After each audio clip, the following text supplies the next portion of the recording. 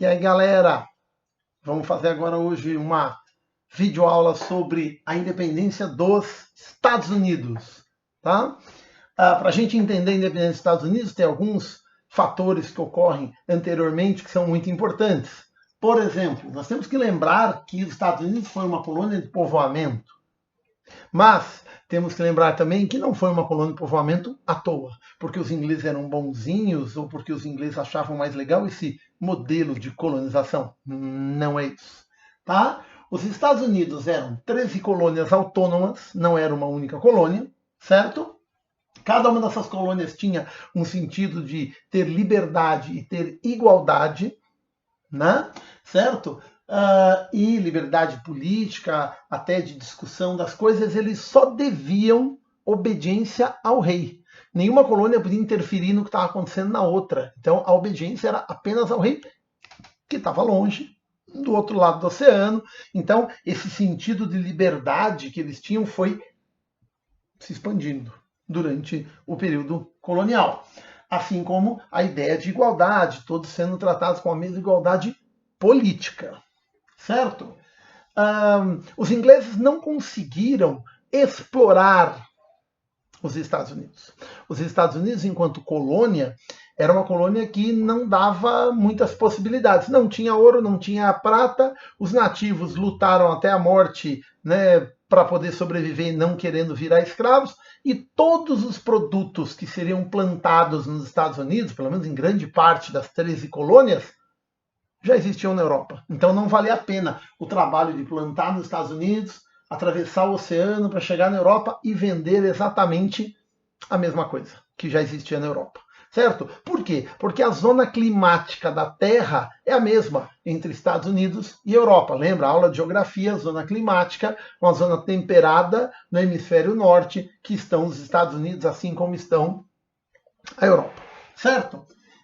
Por isso você não tem grandes possibilidades de exploração, com exceção do sul da colônia. As colônias no sul, das 13 colônias, daquilo que são a costa leste dos Estados Unidos atuais, né, elas vão fazer o chamado plantation, basicamente, né, uma cópia aí da fazenda, né, do que é o engenho colonial na América Portuguesa, aqui no Brasil.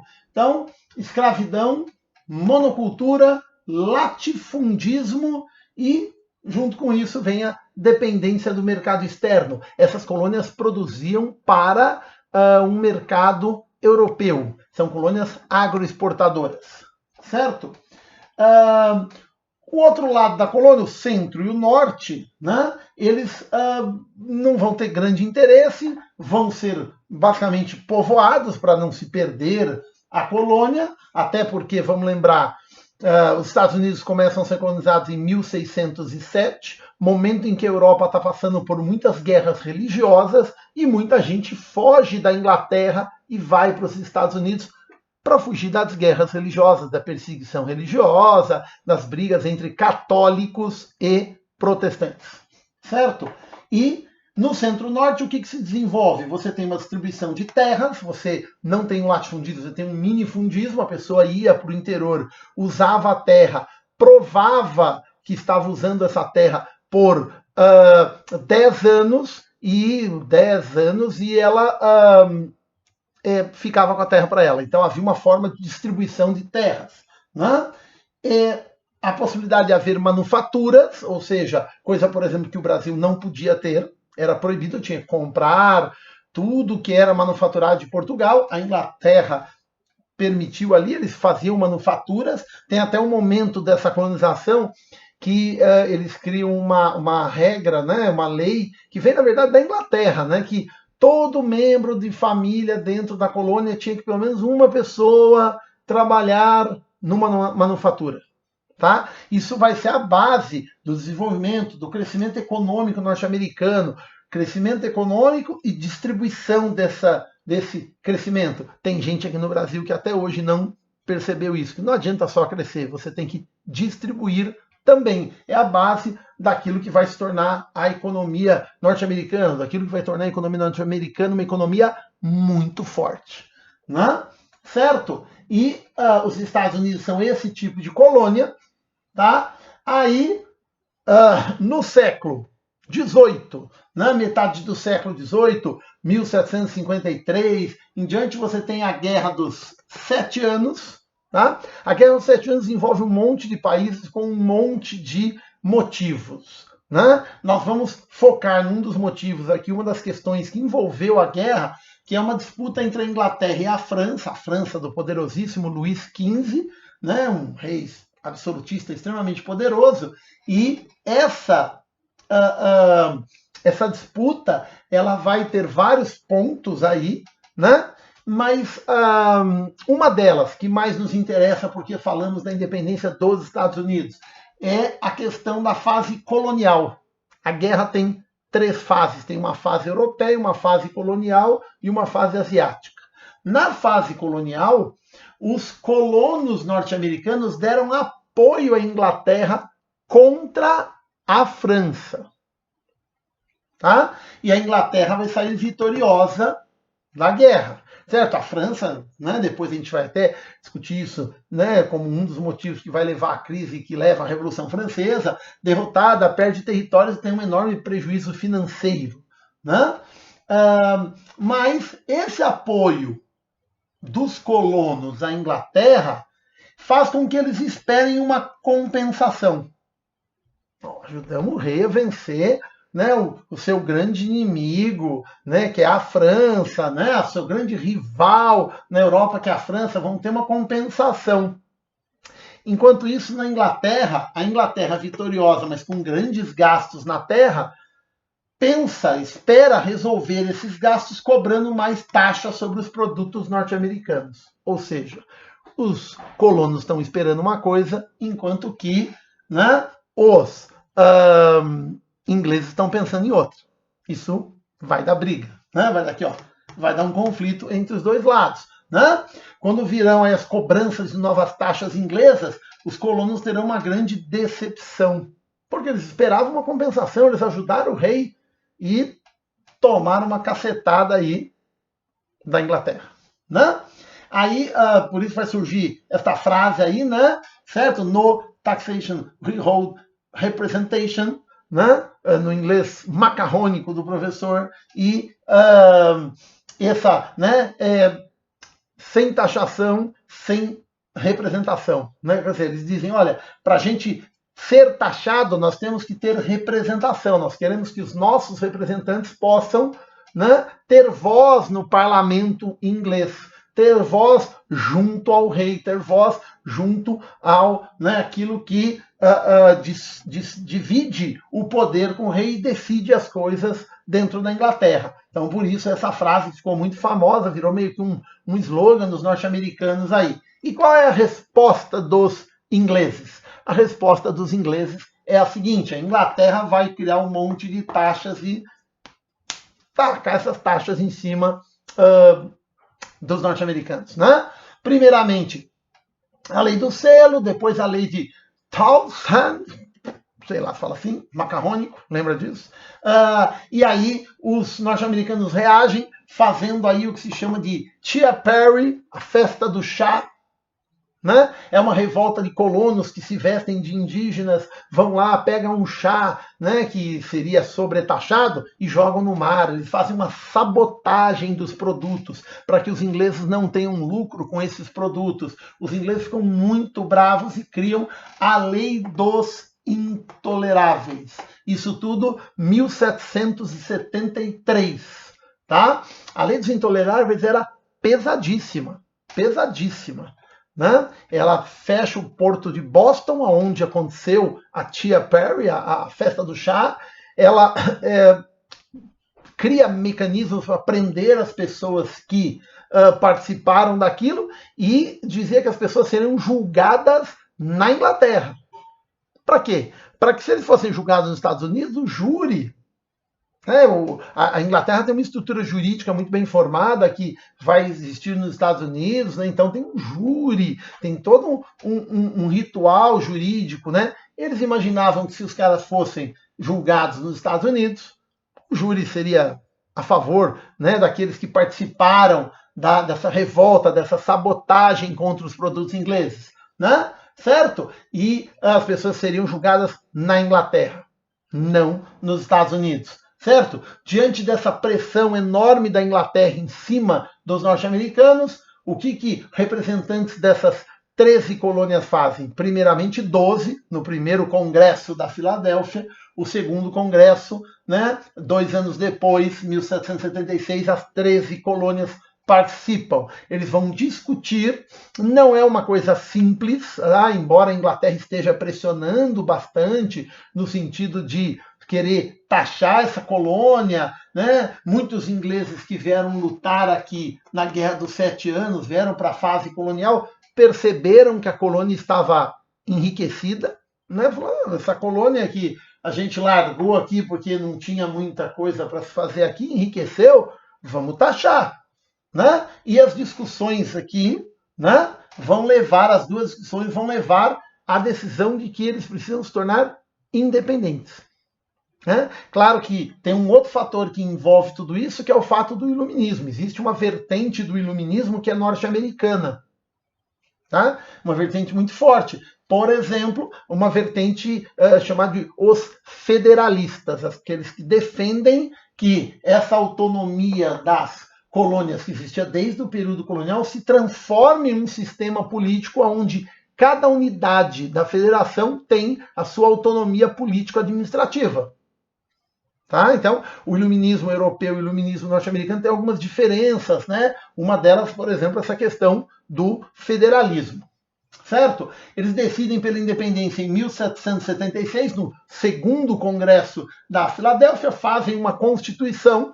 Constituição essa que, né, vai tornar os Estados Unidos uma república, vai manter as liberdades e o sentido de igualdade que existia desde o período colonial. Então, os Estados Unidos têm um sentido de liberdade que vem lá de trás, tem um sentido de liberdade que vem de dentro do iluminismo, né? Liberdade de expressão, liberdade de crença, de culto, etc.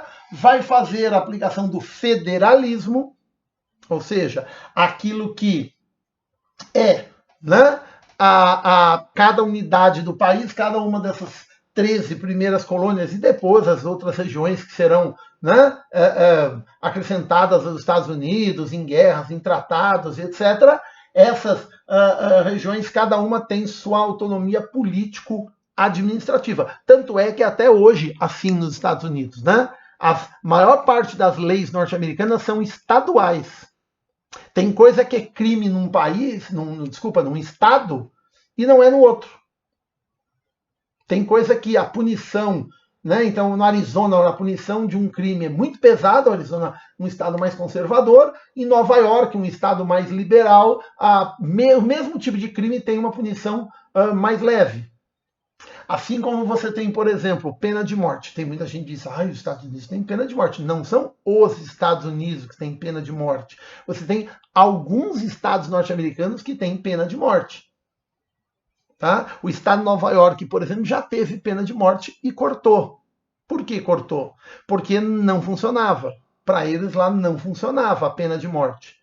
Né? Quando um bandido estava acuado com a arma na mão, pensando, eu vou ser preso. O que eu faço? Vou para o corredor da morte, minha família vai ver eu sofrer, vou ver minha mãe sofrendo. Ele pensava, vou sair metendo bala, vou matar alguns e vou ser morto. Aparece muito isso em filme norte-americano de gangster, né? E as pessoas que não conhecem a realidade olham e falam, nossa, mas por que o cara não se entregou, né? Porque o cara sabe que vai para o corredor da morte, vai ser um sofrimento enorme, uma pressão psicológica gigantesca sobre ele. Então, muitas vezes, ele vai fazer isso, né? Mas que aí depende do estado em que ele está. Na atualidade depende muito do estado em que ele está, porque tem lugares que tem pena de morte, tem lugar, a maior parte, não. Tá? Outra coisa, porte de armas. Por que o porte de armas? Porque desde 1775, um ano antes, até menos do que isso, na independência, os ingleses estavam já buscando formas de diminuir o poder militar dos norte-americanos. Confiscando armas, destruindo depósitos de armas, ou tentando destruir depósitos de armas. Os norte-americanos perceberam isso. Falaram, peraí, vai ter guerra. Os caras não vão aceitar perder uma colônia que está enriquecendo assim, do nada. Certo? E aí o que ocorre? Né? Eles põem lá na Constituição o porte de armas. Para quê? Para que era o porte de armas na época? Para lutar contra a Inglaterra. Porque, óbvio, aconteceu uma guerra de independência. Né? A Inglaterra não aceitou, vai atacar os Estados Unidos, e essa guerra de independência entre 1776 e 1783, com muita dificuldade, óbvio, né? Vai ter a vitória dos Estados Unidos, com o apoio da França. A França, que foi derrotada, né, pela Inglaterra na Guerra dos 7 Anos, quis dar uma vingadinha ali, mas não deu muito certo, né? Porque a França ajudou os Estados Unidos, né? Tem esse lado, ela ajuda, é muito mais simbólico aquilo que a França faz em termos de ajuda do que realmente algo fundamental. Tem uma ajuda financeira, tem uma ajuda de tropas, mas ela é muito mais simbólica. Mas essa ajuda francesa ajuda, né? Esse auxílio francês, melhorando, ajuda a França a afundar financeiramente. Mais ainda. E aí a França vai estar às portas da Revolução Francesa, né? Certo? Vai haver essa guerra, vitória dos Estados Unidos no final, né? Contra a Inglaterra. A questão do porte de arma, ela está até hoje na Constituição norte-americana, né? E é algo que os setores mais conservadores não querem tirar de forma alguma, mesmo os Estados Unidos sendo o país que tem a maior quantidade de pessoas que se acidentam com armas ou que matam, né, pessoas em lugares públicos e coisas do gênero. Né? Você tem um monte de problemas norte-americanos, uma parte da sociedade norte-americana já pensa em retirar isso, né, esse porte de armas como uma coisa fácil de acontecer. Né? Até porque tem muitas regiões dos Estados Unidos que não é assim, que as pessoas, mesmo tendo esse direito, elas não usam. Você vê filme norte-americano, não está todo mundo com arma na mão o tempo todo. Você vê filme norte-americano de gente trocando tiro da polícia com bandido e não aparece um cidadão lá, arranca a arma e pum! Ah, policial, matei o bandido. Ah, que legal. Isso não é assim. Tá? Não é tão simples assim como algumas pessoas pensam. E traz muito problema de criança que se acidenta, que mata irmão, de gente que atira em lugar público, né? Certo? Só que como é uma cláusula pétrea, né? É um negócio que está fixo na Constituição norte-americana desde o seu início, é muito difícil de se mexer. Certo? Outra coisa na Constituição, mais importante do que isso, inclusive, é a exclusão na Constituição dos direitos aos negros, aos nativos e às mulheres. Esses 3 grupos extremamente significativos não ganharam direitos nenhum na independência dos Estados Unidos. Eles vão ter que lutar muito, principalmente no século XX. Olha, nós estamos falando do final do XVIII. Olha o tempo que a coisa vai acontecer. No século XIX você tem mulheres lutando já por direito de voto, né? Você tem pessoas pobres lutando por direitos nos Estados Unidos. E aí no 20 é que essas camadas vão aparecer mais, lutando mais fortemente por seus direitos. Mas ainda hoje você tem vários problemas em relação a isso. Né? Lembrem, por exemplo, da capitã da seleção de futebol feminino dos Estados Unidos, quando fez um discurso que elas ganharam a Copa do Mundo, né, de futebol, e ela disse o quê? Né? Que era necessário igualar os salários de homens e mulheres nos Estados Unidos, que na lei não é igual ainda. Né? Certo? Correto? Beleza? Então tá joia, é isso aí, tá? Depois eu vou disponibilizar essa lousa aqui nas redes sociais para você estar nos acompanhando aí. Muito obrigado.